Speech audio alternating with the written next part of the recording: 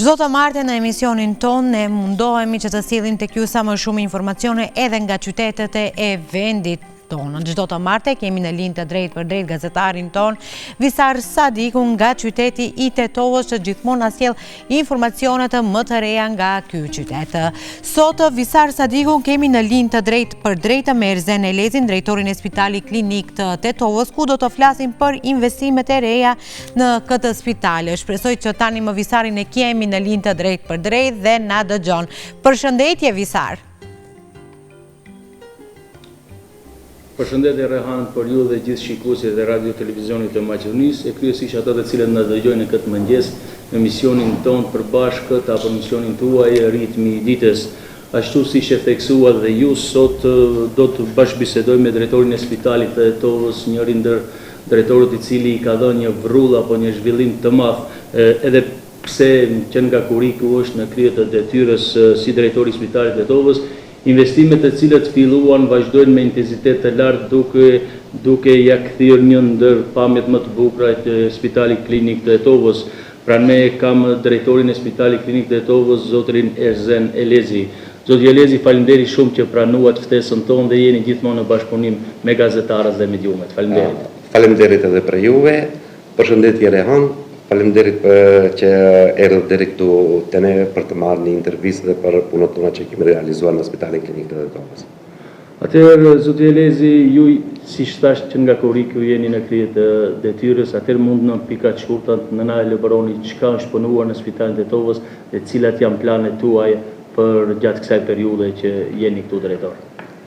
Tani pas marrjes së detyrës si drejtori i Spitalit Klinik të Tetovës në muajin korrik, kem pasur një qëllim të caktuar në veten time që prej fillimi e kam thënë se kam pa 3 prioritete për Spitalin Klinik të Tetovës. Pasi që jam edhe prej mjek që kam punuar brenda në Spitalin Klinik të Tetovës, edhe problematikën e kam ditë. Kështu që 3 prioritetet e para kam pasur për realizim dhe për funksionimin normal të Spitalit Klinik të Tetovës. Si e para ka qenë infrastruktura e Spitalit të Tetovës, e cila ka qenë në gjendje të mjerueshme, që pamja e spitalit vjen çdo herë në hyrje, që pacienti të veprojë apo të merr shërbimet prej fillimi në infrastrukturë, por mandej të shkojë deri te kontrolla e mjekut. E dyta ka qenë konkursi, i cili e kam kërkuar me çdo kush për realizimin e këtij konkursi. Dhe e treta ka qenë kushtet të mjerueshme në repartin e pediatrisë. Atëherë kur jemi këto te reparti, nëse ka mundësi të na ndani në pjesën e investimeve që keni bërë deri më tani, si shkon procedurat dhe a janë thuajse të gjitha repartet funksionale tani në Spitalin Klinik të Tetovës?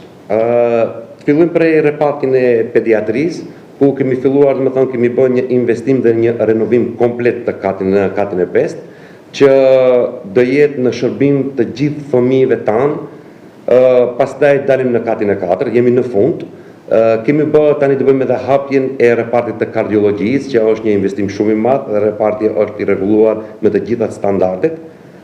Pastaj kemi bërë ndarjen e urgjencës, e cila funksionon në mënyrë ligjore, ashtu si ka hije në çdo vend tjetër. Së pari në fillim ka qenë urgjenca e bashkuar bashkë urgjenca internistike dhe urgjenca kirurgjikale. Për momentin tash me ardhmën time në detyrë unë kam bërë ndarjen e urgjencës, që në bloku internistike ka urgjencën në vete dhe bloku kirurgjike ka urgjencën në vete. Në këtë mënyrë edhe funksionon dhe shërbimet për pacientët janë më adekuate. Vazhdojmë për me projekti tjetër i cili është për së shpejti tani e hapim edhe repartin e kirurgjisë torakale, e cila është një gjë shumë e madhe për spitalin tonë. Do jetë në katin e 3 të bloku kirurgjikal. I kemi edhe mjekët torakal që janë shumë të mirë dhe funksional dhe punojnë me përkushtim shumë të madh.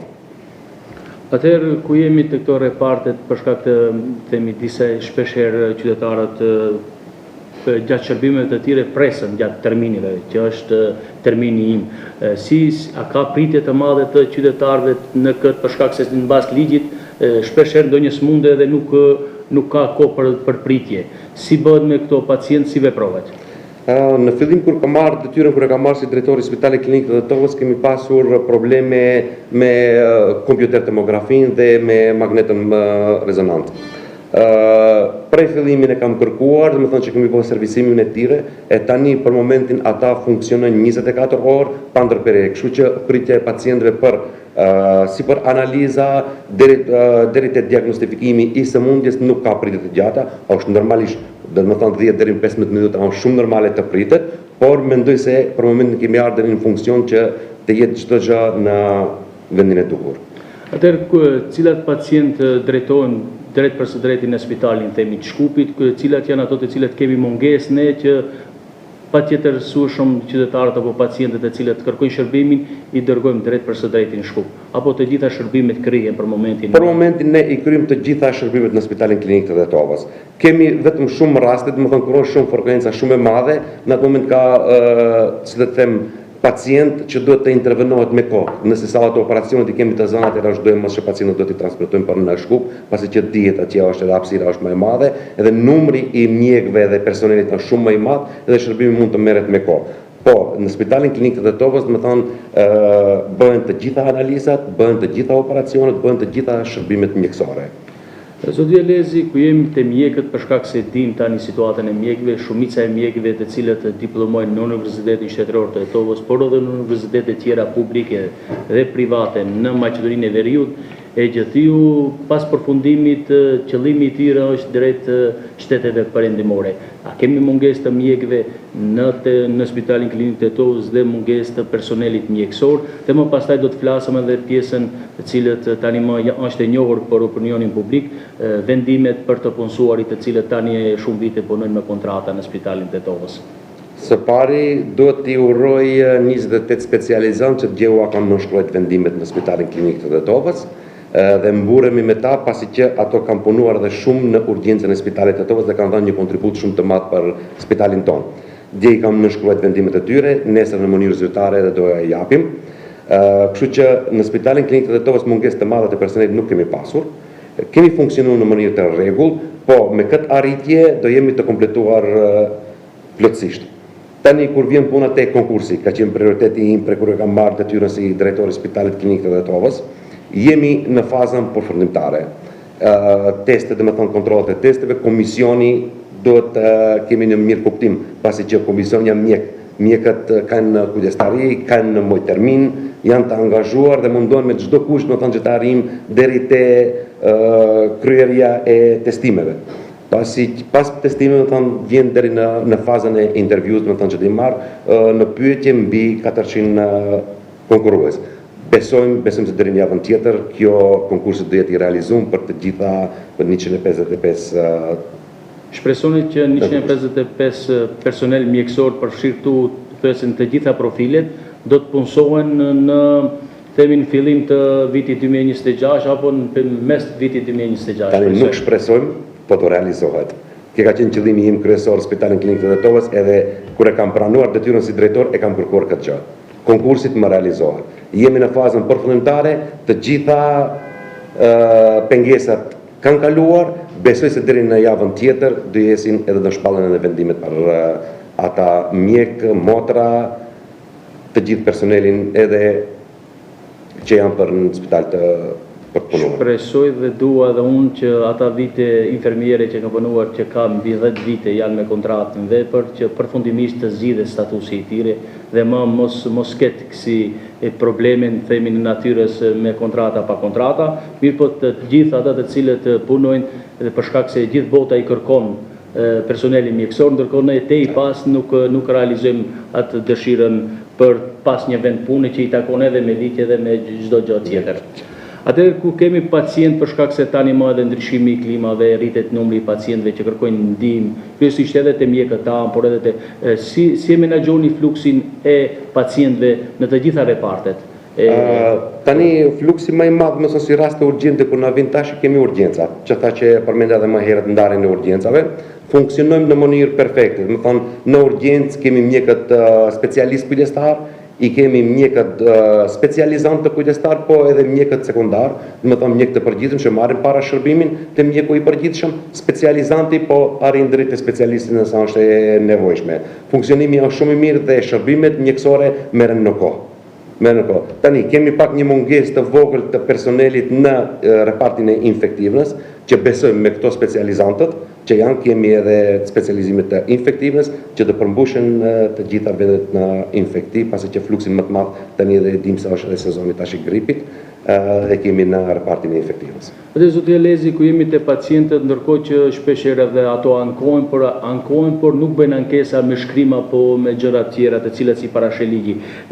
Si sigurohet themi ankesat e pacientëve dhe si funksionon mekanizmi për trajtimin e tyre të më të tjeshëm nëse ankohet ndonjë pacient për ndonjë shërbim cili nuk e ka marrë në Spitalin Klinik të Tetovës? Tani në Spitalin Klinik të Tetovës funksionon komisioni kontrollues disiplinor, në të cilën të gjitha ankesat që i kemi marrë prej pacientëve që nuk kanë marrë shërbime nga ana e mjekut apo nga ana e personelit mjekësor, gjitha ankesat janë shqyrtuar dhe kanë shkuar në komisionin disiplinor.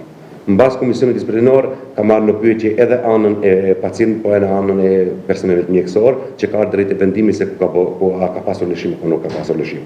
Kështu që çdo pacient i cili orientohet në Spitalin Klinik të Tetovës dhe nuk merr shërbimin e duhur, lirisht mund të kërkojë të bëjë ankesë deri te arkiva e spitalit apo te administrata e spitalit për procedura më të tjeshme të komisionit disiplinor. Tani jemi në fund të muajit dhjetor, themi në fund edhe të vitit 2025. Kryesisht besoj se jeni në planifikim të buxhetit të Spitalit të Tetovës. Ky buxhet që do të planifikoni, mendoni se do t'i realizojë të gjitha ata kërkesat e qytetarëve, por edhe kërkesat e juaj si institucion për investime madhore në Tetovë, për shkak se duhen vërtet për t'ia kthyer dinjitetin, nuk janë vetëm infrastruktura, por modernizimi i gjithshëm i Spitalit të Tetovës. Me buxhetin e ri ne kemi planifikuar së pari, kanë kërkuar nga gjithë kryeshefat, më thënë kërkesat se çfarë mungesash kanë në për gjitha repartet. Normalisht do e marrim si përfillim do e marrim çka është prioritet. Prioritet, më thënë, për sparje e kemi në repartin e Rrengenit, ku kemi magnetin, po është magneti ka fundi. E tash do kërkojmë që magnetin në buxhetin e ri do mundojmë një magnet të ri për Spitalin Klinik të Tetovës.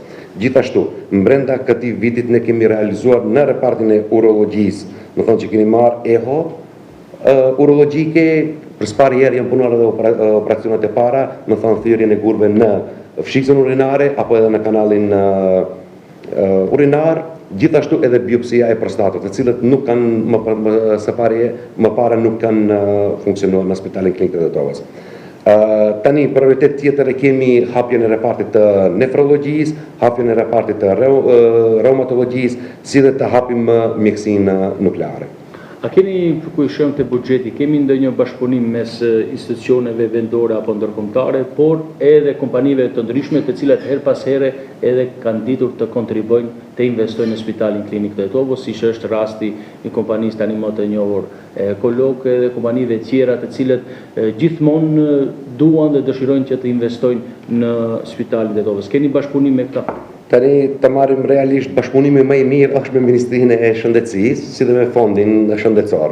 Ata janë të cilët ne i realizojmë projektet më të mëdha, që të mund të funksionojmë si duhet. Normalisht që kemi edhe bashkëpunime të kompanive private, ashtu posaçërisht i falenderoj duke filluar prej te kompania Ekolog dhe kompani të tjera, të cilët po që funksionojmë edhe kemi shumë edhe donacione prej jashtë. Besoj dhe shpresoj se me gjitha donacionet dhe me gjitha këto projekte që i kemi për vitin 2026, Spitali Klinik të Tetovës do merr pamjen e një klinike ashtu siç i ka hije për shërbimin e gjitha pacientëve të onkologut, të cilët janë mbi 300.000 banorë. Pas jemi edhe ka fundi emisionit apo intervistës sonë që kemi bashkëbisedë, cili është ku janë punimet për ndërtimin e një pllake të cilët ishte për ata personat të cilët në modular ndruan jetë, kur pritet të përfundojë ky projekt nga Ministria e Arsimit e Shëndetësisë dhe kur pritet të përfundojë ky projekt? Tani, projekti nga ana e Ministrisë së Shëndetësisë, siç e dini edhe ju, është projekt 74 milion euro. Do të thonë që ne kemi bërë projektin nga ana e Spitalit Klinik të Tetovës, çdo gjë është e përfunduar.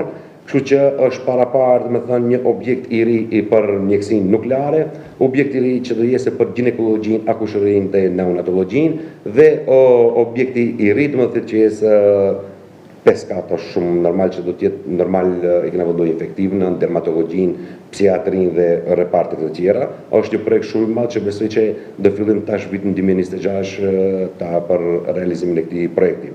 Ku bisedojmë për plakatën, domethënë për pjesën modulare, kam unë informacion. Është nisur, besoj se tani deri në fund të këtij muaji do nisë edhe të punohet në atë pjesë. Edhe pse i takon Ministrisë së Shëndetësisë, besoj se shumë shpejt edhe do përfundohet.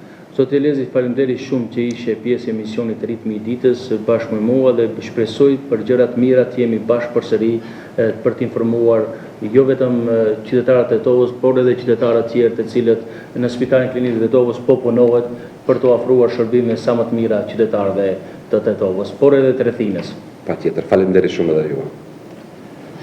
Rehan këtu bashkë me mua ishte drejtori i Spitalit Klinik të Tetovës, zotri Erzen Elezi, i cili në pika të shkurta realizoi apo theksoi qëllimet që i ka në pasardhjes së tij në krye të këtij institucioni.